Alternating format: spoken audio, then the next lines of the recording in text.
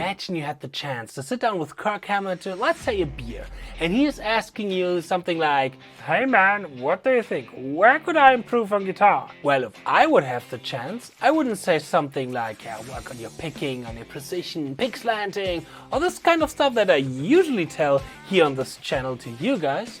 I would say you have to work on your sound, but not a certain amp setting or something voodoo mambo jumbo on the guitar, or that he should play less baba. No, I'm talking about the sound out of your fingers. Here we go. Wait. To all the KIRK Hammett defenders out there, before you are taking your keyboard and you start typing something really bad and mean to me which defends KIRK Hammett, you better should watch this video and then think about if it's worth to comment. If yes, then feel free to comment, but let's start with today's video.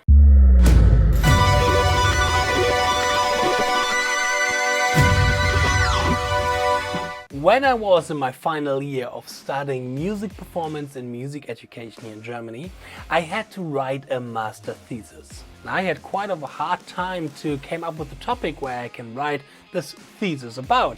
And then I saw a video from that guy called KIRK Hammett, and it was like hand drops falling in front of my eyes, like we German used to say. I was asking myself, what is actually the problem that I have with the sound of KIRK Hammett? The video that I'm talking about is a video where he is jamming together with Michael Schenker. And there the playing of Michael Schenker is just like Michael Schenker, really cool and fluent and kind of that bluesy kind of touch that you hear as well in modern guitar players like Gatti Govan and whatnot. Yeah, and the playing style of KIRK is kind of dilettante and really amateurish and beginner kind of esque.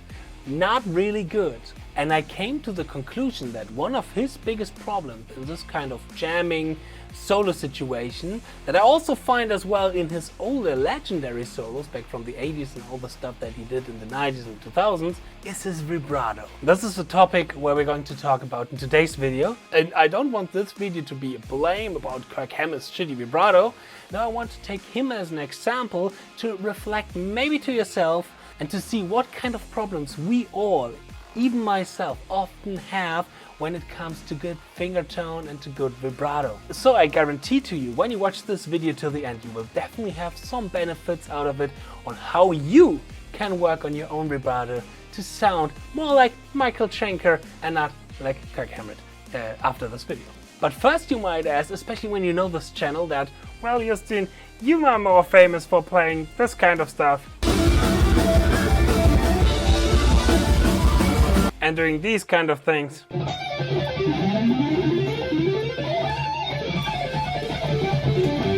And not really to do these kind of things.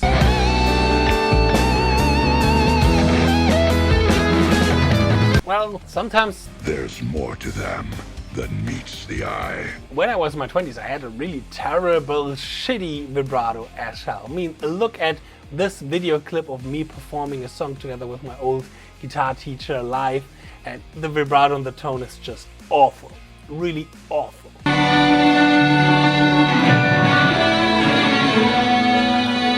And then I was invited to one of the biggest guitar competitions here in Germany, and there I was, from the technical point of view, really top-notch, kind of higher level. I was shredding like hell, really fast, really speedy, but again, my sound, my finger tone was really shitty. And there I realized, well, I definitely have to work on my vibrato. And then I really dig deep and found a lot of educational methods on how to work on your vibrato. Nowadays I would say it's kind of okay. And especially while writing the master thesis about vibrato, I came across really cool exercises about vibrato. And these we're going to take a deeper look at today as well. So, but what are the biggest problems in the clip of KIRK Hammett playing together with Michael Schenker? Well, you can summarize it into 3 problems. Problem number 1 is instant vibrato. This is something that a lot of people are doing, and I highly recommend to have an awareness about this, because we tend to over-exaggerate and overuse our vibrato a little bit. When you're playing a note, and now we're putting vibrato on that note, the vibrato is some sort of a manipulation, an alteration of that note. We are changing the pitch of that note. And when we're playing a vibrato instantly on that note, what happens? Our ear don't have the chance to get used to the original pitch, the note, how it was actually intended. The only thing that our ear recognizes is the instant manipulation and the instant alteration of that one note. And the reaction by a lot of non-guitar players especially is more like, yeah, what the fuck is this? This sounds weird. I have this from saxophone players and vocalists and other instruments where it is way more important to have real educational science behind the awareness of a vibrato and of phrasing in general. For us guitar players, it's often more like do like ever you want to do it, and then it's your fingerprint and it's your tone and it's your style. But it sounds like shit, so I'm sorry. Problem number 2 is KIRK does not have any control over the timing of his vibrato. He is just doing it, but he does not know what he's doing there. And there is so important to work on the timing of your vibrato. But how can we do this? I started to work with my vibrato with a metronome and trying to play vibrato in quarter notes, 8 notes, in triplets, in 60 notes and in 60 note triplets. How does it sound and how does it work? Well, check the link in the description box. There you can download a workout that I created for you where I'm going to do exactly this with you together. So you always have a reference point in your ear, like how does it have to sound when you want to play vibrato in quarter notes, on 8 notes or what. But why is it important to have control over the timing of a vibrato? Because then you have so many more options in how you can design that vibrato. You're not only limited to that one vibrato that you always do, you have so much more options. And you get even more options when we're taking a look at problem number 3. And yes, he also has these problems in not only this video, I'm going to that later, he has these problems in all of his solos. You can definitely hear that, especially when you have a well-developed vibrato. These little details, it's so much easier for you to spot. And there you realize, damn it, so many guitar players have these kind of problems. It's mind-blowing. But again, as I've said, the problems is not only the control and the timing, it is also the control in the intensity. What do I mean by that? I mean, you can clearly hear a difference between a Zakk Wylde vibrato and a BB King type of vibrato.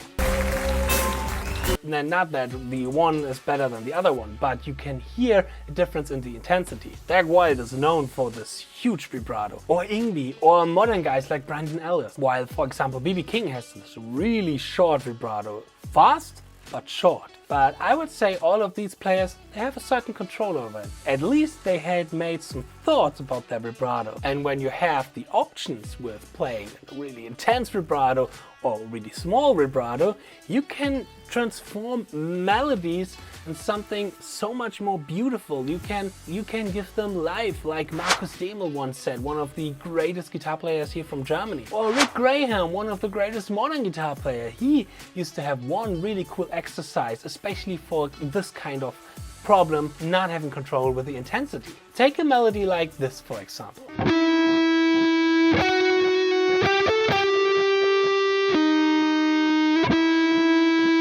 And now let's say that you are playing all notes with a really intense vibrato.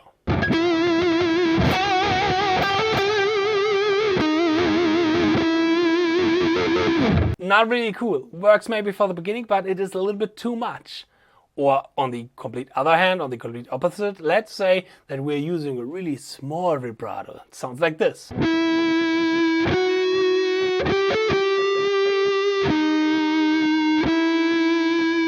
There could be a little bit more. It's a little bit boring after a while. But now, what if we could say that we are slightly going from the small vibrato to the wide vibrato, creating a really cool dynamic in our playing? And it sounds like this.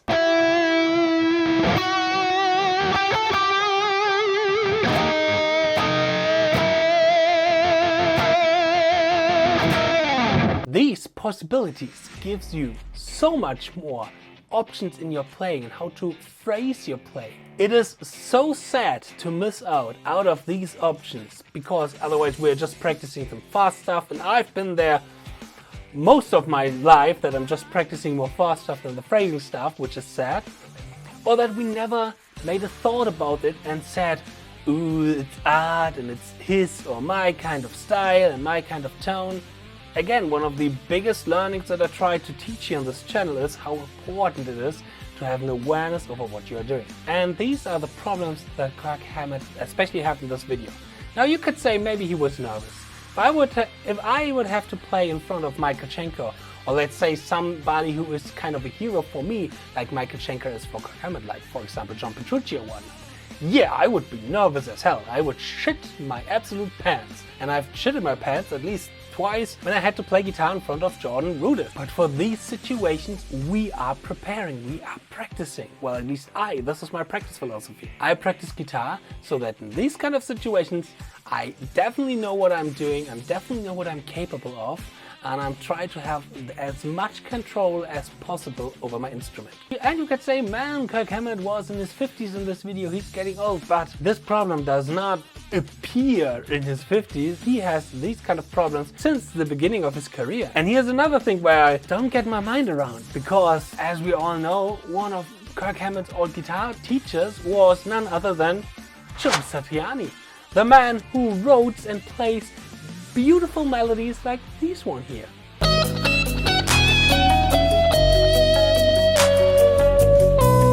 A really great vibrato, a really great dynamic.